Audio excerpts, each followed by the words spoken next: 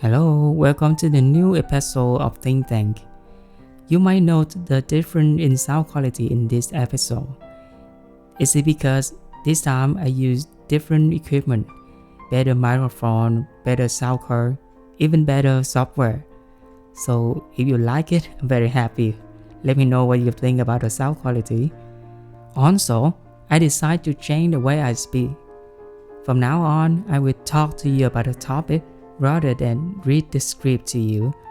I think it could sound more natural and it's more like we are discussing like in real life. So let me know if you like it. Today we will talk about survivorship bias. The question is, have you ever wondered why the experience we learn from the most successful people are usually different from the reality? And sometimes it even leads us to different results. Let's think about it. Take Bill Gates, Mark Zuckerberg, or Steve Jobs as examples. What do these people have in common?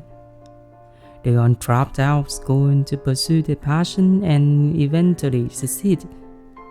So, should we do the same? Well, many of you will agree with me that it's not easy at all, and there's a very high chance that you will fall into a failure group. So, what creates the gap between the success formula and the reality of life? The answer is the experience we learn from the people are not really accurate because we only take the information from a very small group of people and we forget that behind them are a lot of unsuccessful people. The number of successful people is very small, but because their achievements are so popular, we often only look at what they do and learn from their experience, thinking it shows the picture of the entire society. This is called the survivorship bias. Survivorship bias occurs when a small successful group is mistaken as an entire group because the failure group is not visible. The bias name had an interesting story behind it. During World War II, the United States military tried to minimize the aircraft losses to the enemy fire. They examined the damage done to the aircraft that had returned from the mission and recommend adding armor to the areas showed the most damage. But Abraham Ward and his team gave a different suggestion. Ward noted that the military only considered the aircraft that had survived their missions, ignoring the one that had been shot down or lost. He proposed that the military should reinforce the areas where there's no bullet holes at all, because the plane that got hit in those areas were the one that could not return from the missions. Now let's go back to our example. The same situation happens when we try to learn from the successful startup founders. We could easily conclude that to reach their level of succeed, they must have an idea and then they drop out of school and then they dedicated their time to their passions.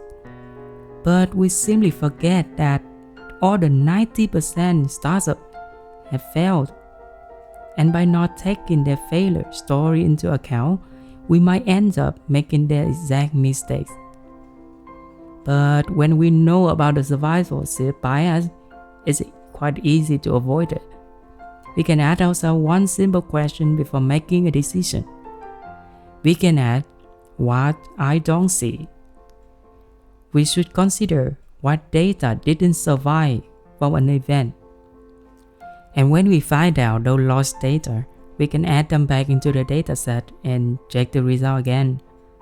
Also, we need to ensure that the data source we are using is accurate and completely unbiased, so there's not any minor group hidden from view. So now you knew about survivorship bias and how it affects your decision making. So next time it occurs to you, you know how to avoid it. And thank you a lot for listening to my podcast. I hope you like it. And if you do like it, please share it to your friends. And if there's another wild question that bothers your mind, you can share it with me. We can talk about it in the next episodes. Until next time, bye bye.